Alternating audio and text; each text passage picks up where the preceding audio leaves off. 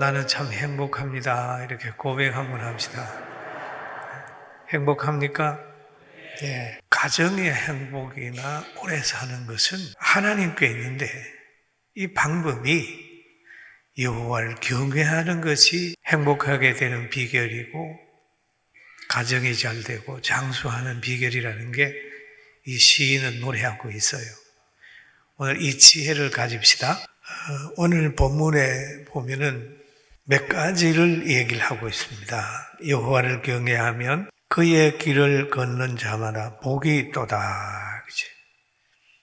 경외하면 그의 길을 걷는 자마다 복이 있도다. 하나님을 섬기는 그 길을 갈 때는 복이 있어요. 왜? 장애물을 하나님이 다 없애주거든요. 극복하게 하는 거죠.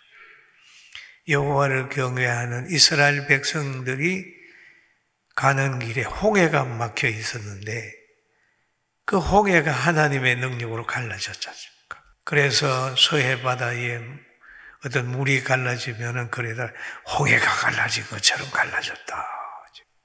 복되게 되는 거죠. 또 여호와를 경외하는 이스라엘 백성이 갈 때 강약길을 갈 때도 보면 구름 기둥이 햇빛을 가려뒀어요. 또 밤에는 찬 이슬이 내리니까 거기에는 불기둥으로 따뜻하게 만들어준 거예요. 그래서 여호와를 경외하며 그 길을 걷는 자마다 복이 있도다 라고 얘기를 하죠.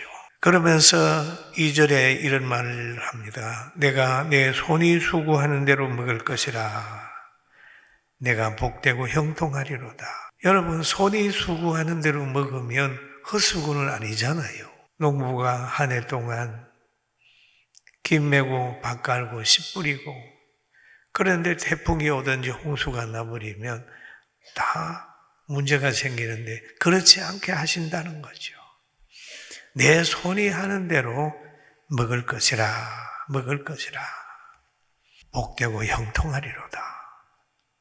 그런 얘기를 하죠. 그러면서 내 집 안에 있는, 안방에 있는 내 안에는 결실한 포도나무 같으며, 가족의 행복이 남편에게 있지 않더라고요. 보니까 그 아내들의 그 말, 아내들의 심령, 아내들의 마음가짐, 굉장히 가정의 행복을 좌우합니다. 그 가정의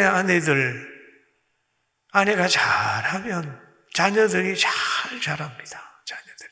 그래서 보면 가정의 아내가 훌륭한 현숙한 여인을 만나면 그 가정이 잘 된다고 그 잠언서에도 얘기를 하고 있어요. 그럼 아내는 뭐 같으냐 하면 결실난 포도나무 같다. 포도주를 만들기에 극상품의 포도가 되는 거죠. 그러면 포도는 기쁨을 상징하잖아요. 아내의 입에서 찬양이 나오고, 아내의 입에서 기쁨이 나오고, 아내의 입에서 감사가 나오고, 그럼 얼마나 좋아요. 반대로 그 아내의 입에서 잔소리가 나오고 짜증을 부리면 굉장히 힘들 텐데, 여호와를 경외하는 자가 가는 그 길에는 그의 아내는 결실한 포도나무 같다. 굉장히 중요한 겁니다. 그러면서 내 식탁에 둘린 자식은 어린 감람나무 같으리로다. 희망이 있다. 아내는 결실난 포도나무 같고 내 상에 둘린 자녀는 큰 어린 감람나무, 늙은 감람나무가 아닙니다. 병든 감람나무가 아닙니다. 어린 감람나무.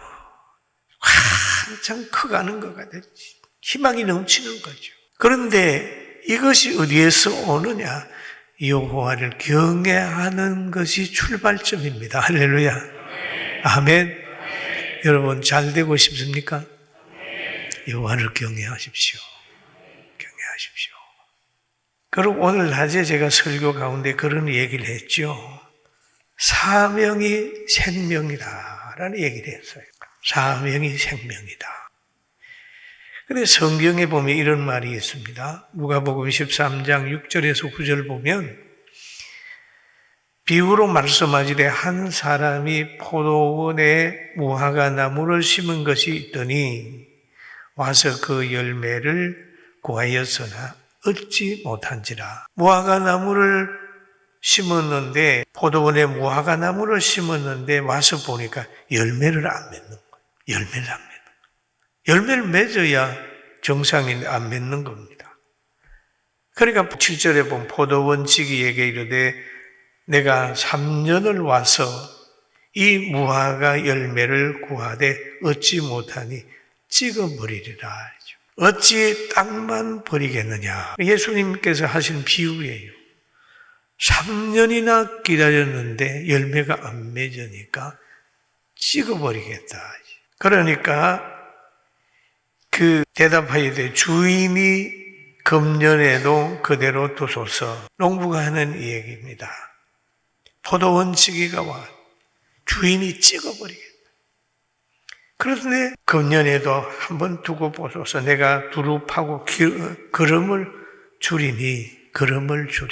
참 여기에도 보니까 기다림입니다. 열매가 없지만 3년을 기다리는 거예요. 찍어버리려니까 조금만 더 기다려주세요.